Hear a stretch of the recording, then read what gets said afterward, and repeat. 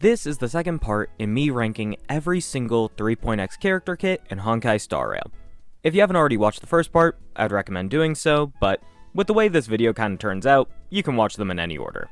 Also, I failed to mention it last time, so shout out to Chewy who came up with this idea initially, and thank you to Cookie for suggesting that I do it on stream. Let's pause and take a brief word from our sponsor, Gamesco. As Star Rail constantly releases characters better than the last, players won't have enough Jades to keep up. This is where the sponsor of today's video comes in, Gamesco. This is an all-in-one marketplace for all your favorite games and services. They offer top-ups at a more affordable price than in-game, and can even activate your first top-up bonus if you haven't used it already. It's also totally safe, not requiring any of your login information, and having a money-back guarantee. All you have to do is click the bundle you want, put in your server and UID, and your top-up will appear in-game shortly after. On top of all of this, they offer top-ups for more than HSR, having offers for ZZZ, Genshin, Wuthering Waves, and so much more. You can use my link in the description or pinned comment to start saving now. Thank you to Gamesco for sponsoring, and now, let's get back to the video. So, next up is Feixiao of Ides Elysiae. We already talked about him a little at the start. I like Feixiao a lot. I think Feixiao's pretty cool. He scales basically entirely on how good his supports can be to give him just more strength in his ultimate. And he has a lot of good tools at his disposal with the Meteor, the counter, which is the best designed counter in the game. That counter is literally better designed than Unili and Clara because it action advances enemies, which is what I've been begging for them to make in a sustain for the longest fucking time, and they don't do it. And I don't know why they don't do it. He gets a lot out of those supports that currently exist in the game. I will say, the potential from here is difficult because he basically has his absolute best supports all available right now. From here, there is so little you can do to actively increase the core flame generation. Because Sunday, the fact that Sunday gives 2 with ult and skill, and it's like, it's an energy ult. Does that give a 3rd point or no? He gives 1 with skill, 2 with ult. Okay, so it is 3 points. So Jesus fucking Christ, how do you improve on that? And this is a great point too. He's an action advancer, so you get another use of Feixiao's skill, which gives you 2 more core flame stacks. How do you exceed that in a character design? Also, let's just remember, Cedra gives 2. Or Cedra gives 1, I mean, sorry. Cedra literally gives a 1, and that's it. Because her ult is goddamn damage for some reason. I'm never gonna get over that. That's the one part of Cedra's kit I still hate. I don't understand why it's a damaging ult. Anyway, I like what Saireni does for just about every other Crisis Heir in some regard. There are some that I think are stupid as fuck, but we don't talk about that. What she offers to Feixiao can be decent. I just don't think it's overall amazing. I don't love it personally. Like, she would probably be the first to go, in my opinion, if you're gonna upgrade Feixiao in that style of team. If you can make a better support for him, he scales just really well off of his supports. It's just hard to improve on what is already so good for him. His personal Eidolons work really well. He has a great light cone that, I'm gonna be honest, if you don't have it, you're kind of gonna struggle a little bit. And yeah, I like Feixiao a lot as a character specifically. And I think he's built super well because he can tackle all the modes. And you don't need that much investment to make him competitive, which is super nice. And I think that reflects pretty decent character design. But there's just a lot of issues for the future. And again, he needs like at least a baseline level of investment to really compete with many of the other DPS. Like if you like a Nexa at the same investment as Feixiao is going to perform better in a lot of cases. And we don't talk about Archer, because Archer just got the biggest gift of all time, but hey, it still counts, I guess, so. Archer with similar investment, oh my god, that's scary. It's a rough spot to be in. I'm gonna say that Feixiao is probably sitting at... Honestly, he's probably sitting in low B tier too. Alright, next up is Archer. He pisses me off because he is designed so much with one character in mind. If you do not have that character, it is so fucking bad. He is not fun without that one character. He and Sparkle are designed so perfectly for each other, it's incredible. It is amazing how well those characters synergize in every aspect of the game. He has a unique playstyle that nobody else has. You get a bunch of skills, you use all your skill points to just constantly keep increasing your damage. He has follow-ups built into his kit to regenerate SP, which is the most important thing for him. He needs his SP, and they actually give you a way to alleviate that struggle. He has a powerful ult as well, so that you are rewarded, and you get something more than just SP. You get a shitload of damage. It's a 1000% multiplier, which is sick. And once you get past Sparkle, his other slots can honestly be pretty varied without too much, lacking, honestly. It's pretty unique, it's pretty nice, and I enjoy it a lot. And he has one of the more interesting possibilities with Sustainless, which is a double action advancer. You put RMC with Sparkle and, probably Cypher Silverwolf, somebody else in the corner, and you action advance him so that he'll get true damage all throughout his main skill, and it results in a bunch more damage. You kind of work around the SP negativity there. Overall, it's just a solid design. There's not really much to complain about. All of his traces help him a lot. He has really solid E1, E2 that I like a lot. He has good characters across the board. Again, Sparkle exists. This isn't... I'm not trying to factor this in, but the fact that you can basically get an entire best-in-slot team for him just by playing the game is absolutely insane. Let's never forget that. That is absolutely crazy. Overall, yeah, there's not really much to yell about here. He's just a very unique character with a really cool designed kit. I like him a lot. I don't use him at fucking all, but I like him. I like what he does for the game. I am going to put him in A tier. He's above Tribby. I think it takes a lot more effort to make a compelling DPS character like Archer than it does comparatively to Tribby.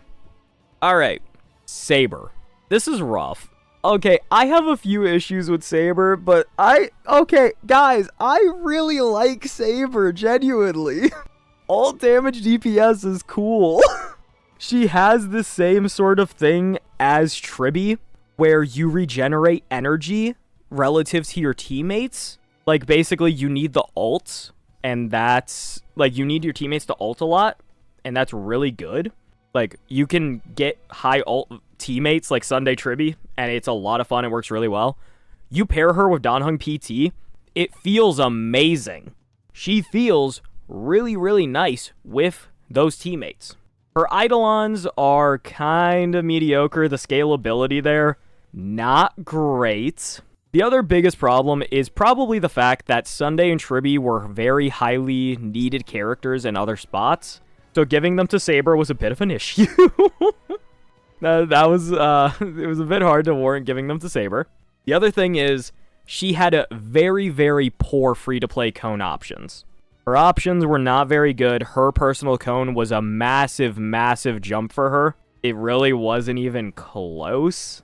And yeah, I think the other biggest problem is that despite being a destruction character with a very powerful, AoE ult, she's really not that good in Pure Fiction, chat. I'm gonna be honest.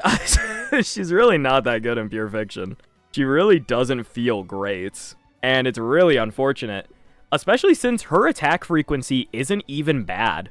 You can do skill, action advance, skill again. Then, if your energy is high enough, you get a free action advance turn to skill again, ult, and then you get an enhanced basic attack that will regenerate an SP for you and hit everything on the field. It's a super unique loop, and it feels really good because it syncs perfectly with an action advancer. You are constantly getting a lot of attacks. You don't feel too much like you're going to be struggling on SP despite how much you want to consistently skill with her. And even then, she has a built-in mechanic to make sure that she doesn't waste too much energy. It's an overcap mechanic, and it's crazy that, again, I don't care what the fuck. Why do we not give Himiko an overcap? I'm gonna bring this up in every video some way, somehow. It angers me so much. Just do a mini buff or something, please. I do genuinely think she has a very, very fun and cool kit. The problem is that it's just not fucking strong enough. It's a little too specific. It doesn't excel where you would most want it to excel. And I feel like it's always blown out of proportion because damn, Archer released at the same time for free, and he is so much better. With that in mind, I do think Saber actually has a very neat design, and I feel like if we got another powerful energy regeneration teammate, they would likely ult a fair bit. I think with that in mind, she could actually be good in the future. Like, she has decent potential to improve. And right now, the kit isn't that bad. Yeah, that's the best way to put it. A lot of people who love Aglaia also love Saber. That's the interesting thing. Because I really like Aglaia, and I really enjoyed Saber, and multiple people I know feel similarly. She is really held back by teammates, I think, and just the current potential in the game. I'm not sure it's going to get better, but I think at some point we're going to get another energy teammate, and that's going to help Saber a lot. I'm going to put Saber probably in the same tier as Aglaia. Next up is Hecelins. Chad, I'm going to be completely honest. I just don't have much to say. I like Hecelins a lot. I have her E1, S1. Her E1 is a huge damage boost. Her S1 is just great for utility. You get a lot more damage. You get free speed boost. She's also just straight up essential if you want to play DOT in current day. It's not even funny how essential she is to that. Overall, she's a great character. She does a lot of what I personally feel DOT should do for the future. She can trigger detonations on her ult, and she will regenerate SP on her own. With DOT being so SP hungry, it's super essential for characters to have some way to build SP back into their kit. That is why they changed Black Swan to be able to basic attack more often, because DOT is so goddamn hungry. They changed it to that, so that way you're not losing out on too much value by just having Black Swan basic attack. You're still getting all of her buffs, all of her arcana, but at the same time, you're still going to be able to skill with Hecelins and Kafka, who are your main essential characters at that point. Not a conversation about Black Swan, but I love what they did with her. Just want to say that. But Hecelins has a great base design. There isn't much to complain about. She has good scalability. The thing with DOT is just always the fact, if you don't have the entirety of DOT in some way, shape, or form, you're going to struggle. Hecelins without Kafka or without Saireni, kind of useless. Kafka without Hecelins, kind of useless. Just with Black Swan, that's not going to do enough. This is a team that is the most dependent on each other, I feel like, in the entire game. It's probably close with them in like mono rem, but I think DOT is the highest just needy team in the game. I'm between top of B or bottom of A. I don't know, actually. It's a very minimal difference. I'm going to go bottom of A. Next up is Cedra. 4.x has screwed her so hard so far. I was really hoping there was going to be another character that would make use of Cedra, and then everything would make so much sense. Like, Cedra is, in fact, just this perfect character for the new DPS. She's absolutely awesome, and, you know, she's really cemented her niche. Nope, Cedra is useful for exactly, like, 2 to 3 characters. And the third character is basically completely dependent on if you have Saireni. That's rough. That is rough. With that in mind, I love what she does. It is a completely unique niche. It is an awesome way of kind of abolishing the action advancer archetype by instead of making your character just go again and do the same attack, the way you're doing that same attack is through Cedra's duplicated skill. That is awesome. That is a super unique way to get around no action advancer and still giving it a bunch of power, because the skill damage is being amplified an insane amount because of Cedra. I like that a lot. It is a super unique way to do that. But then we go back to, they had this weird fascination with Cedra becoming a DPS, because they gave her 100% crit rate, they made her ult do damage, and then increases her crit damage by 18% up to a max increase of 360%. Why? Just genuinely, why? While Ceridra's charge is below its maximum, the character with military merit using their ultimate grants Cedra 1 charge. This effect can trigger once per battle. What the hell is the point of that? Why not make it more consistent? This is like... These are like the most nothing things ever.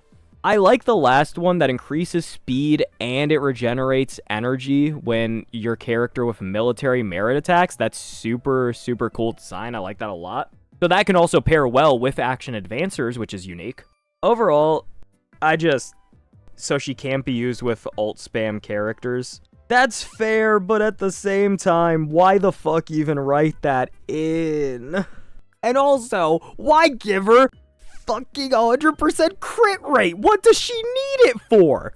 I'm at such a fucking crossroads with Cedra because her actual main gimmick is so cool. But the rest of her kit is so fucking nonsensical. It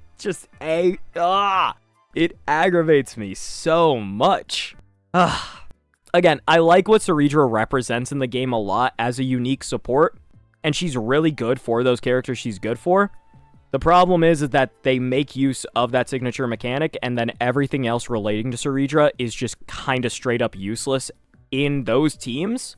And then don't get me started on everywhere else. So, I think with that in mind, we're gonna put her at B. I'm gonna put her high B. Again, I don't know if she's higher than the Herda. I'm gonna put her below the Herda. Because once again, for the person who's skipping all the way to the end of this video, they're gonna leave a comment about that if I don't switch that. And I know this is like an insanely unnecessary level of self-awareness, but I just know it's gonna happen, and I'm trying to save myself some grief. Next up is Evernight. Fuck you all, I don't care. I'm letting the personal bias win on this one again. The fact that they basically made a character into a pseudo support and an extremely powerful DPS, that's a little questionable, because it's just kind of like Tribby, and again, that's a lot of power, but she just has so much uniqueness to her kit. I love the Memoria stacks. Every time you get hurt or every time you proc a Hyacin skill with the light cone, you're gaining Memoria stacks. You can do a lot of AoE damage. I love that her ult gives her basically an enhancement, but at the same time, you're increasing the damage you deal and the damage the enemy takes, so it can be used supportively. She has a built-in speed boost so that you don't have to worry as much about her speed and can focus more into that personal damage, which is what I would like more often than not. Hey, Cypher, why do they hate you? And her portability itself is amazing. She does not need Hyacin in the same way that Casterus needs Hyacin. It's helpful, yes, but she can work without that. If you just get that Hyacin cone on an RMC, which, by the way, one of her best teammates, bar none, is RMC, who's completely free. I love when they do that. That is so much fun, because now you have just two core pieces of a team ready to go. You can make her work so well with a variety of characters. And it's not going to work as well as, like, a fully invested mono remembrance team, obviously. But it's still competitive at low investment, and she can be used in multiple scenarios. Her worst place is probably Apocalyptic Shadow, and if you have a Ron May, that does fix it up a little bit. But if there's just, like, even with Ice Weakness, because you'll have RMC as well, thankfully, you can make that do. I just love everything that she offers as a supportive character, and the fact that she is so strong in a DPS role, because all of those buffs also apply to herself, which is kind of crazy.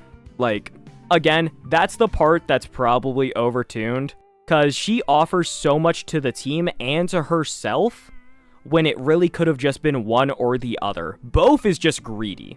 Both is overwhelmingly greedy. And that's probably where she's getting docked the most. So, I will drop her out of S tier. I know, like, they did way too much for her kit. They did way too much compared to everybody else. So, I'm gonna put her next to Trivy. I love what she brings as a low investment character, the same as a Nexa. And she still needs certain characters to succeed the same way as a Nexa does. I think it could be worse. At least a Nexa's mainly good as a hyper carry. Being that good as a supportive character and a DPS and a sub DPS, and also not even needing most of your ideal characters, it's a little much. It's a little much. It's just a little. Alright, 3 more. Dan Heng PT. He's sick. I love him so much. And the nice thing is, he contributes damage. It's not really meaningful damage. It can be kinda okay. But for the most part, you're mainly getting incredible sustain out of him. You're getting good buffs. And you're getting SP positivity, which is what your sustain should bring. That's what sustain should do, is they should more often than not be SP positive so that your main characters have more to work with. That's such a nice design. The fact that he can offer follow-ups too, and again, they're not the most powerful thing in the world, but it's follow-ups, meaning he perfectly pairs with follow-up characters or characters who rely on consistent attacks in some way, shape, or form. Like, that's why I think he pairs so well with DOT, because he can also proc Kafka follow-ups, which is super, super nice. His ult, you're getting free shield refresh, so you don't have to worry as much. The fact that it's an automatic shield with the dragon just swirling around, and it action advances relative to the character you put it on, and you can abuse that by just using a character who attacks a bunch. It feels really, really nice to use DHPT. He is very, very strong, and he works for basically everything that's not an HP scaler. But again, I think a generalized sustain is a lot better compared to a generalized support. It doesn't feel anywhere near as bad because it's just inherently not as strong, but it's still something that everybody wants and what I think should be a standard. So as a result of that, he's going in S tier. I'm also a Dan Heng simp, so. Alright, last 2 characters. Saireni. I don't care that she needs a team of all remembrance or like all Chrysos heirs. I understand it takes 20,000 years to get her ultimate. I understand her kit design is weird because they also make her into a pseudo DPS instead of just a support. Her kit design is so cool!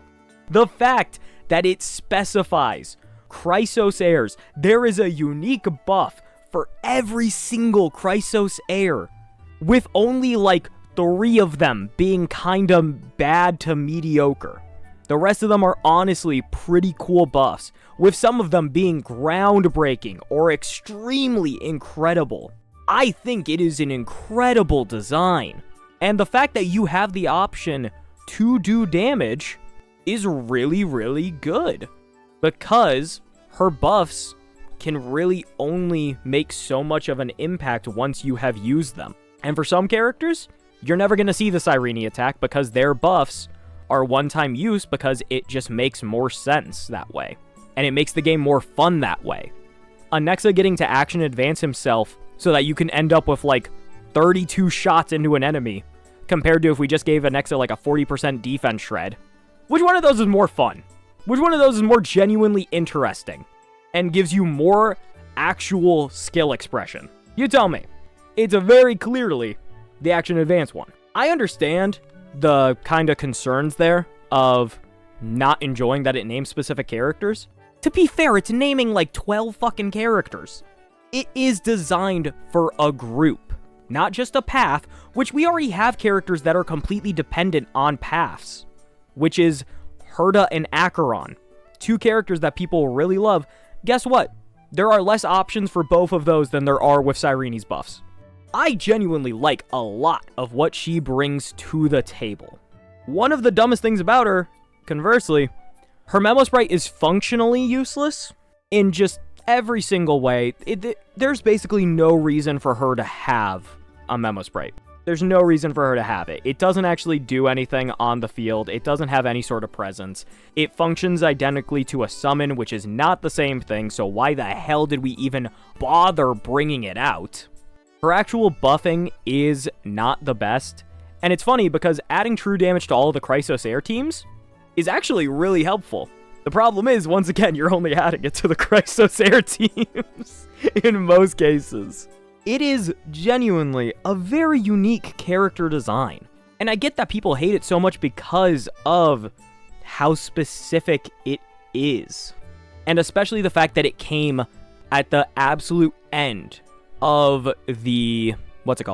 At the absolute end of Amphorius, which kind of diminishes the value because you're not really getting anything else from Amphorius going forward. At least for now. So you're kind of losing out on a bit of that value there. But Saireni is still really good for these characters. She is the best in slot for just about all of them. I feel like I'm gonna get like crucified for this, but I genuinely love Saireni's design a bunch. I'm putting Saireni in A. I just don't know where in A. I'm gonna put her here. Alright, last character, Dalia. So I want to clarify, I really like that Dalia's in the game. I'm happy that Boot Hill's good now, Firefly's good again, Rappa's good again. Rappa's not as good as the other two, sadly, but hey, she's good again. I really, really like what Dalia offers to the game, and it was absolutely needed. Break fucking sucked. Break was struggling so much, so I'm glad that something was done to alleviate it.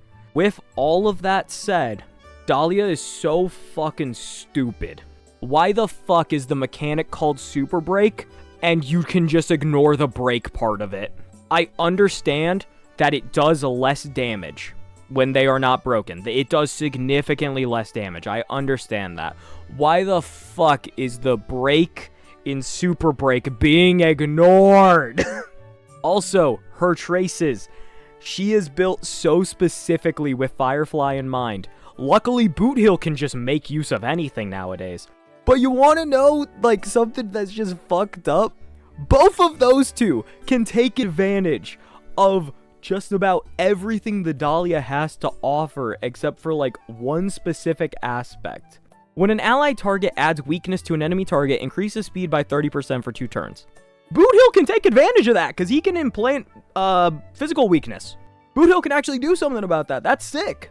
If an ally fire character implants a weakness, deal extra toughness reduction, and then regenerate 10% of max energy. How many people can use that one, huh? Alright, so that's already not great. But then it's the fact, it's specifically when an ally target adds a weakness. You want to know who can't do that? Rappa can't do that. So, out of the 3 main break DPSs, one of them's just objectively worse. One of them is just worse. And the crazy thing is, by nobody else being able to take advantage of that energy gain. Do you know how good energy gain is for Rappa? She needs her ult to do anything. And they just made it impossible. They just said no to one of your... By the way, again, zoom in on this part again. One of your 3 break DPSs just got completely invalidated by this writing. One of them gets everything. One of them at least gets the speed boost, which is so impactful. One of them gets taken out back to a Denny's parking lot and shot. What are we doing? Again, I like that Dalia exists, and I like Dalia as a character a lot. She's going in C tier, dog. This design just fundamentally breaks everything for no good reason. Because you're already increasing the weakness break efficiency. At that point, just let them break through anything like Fugue does. That still would have made more sense than just breaking when they're not broken. Or like dealing damage when they're not broken. Oh, alright. And there we go. this is my 3.x character kit ranking. I really hope you guys enjoyed. This was a bit of a different video. We've got more good videos coming out soon, so I will see you guys then. Bye-bye.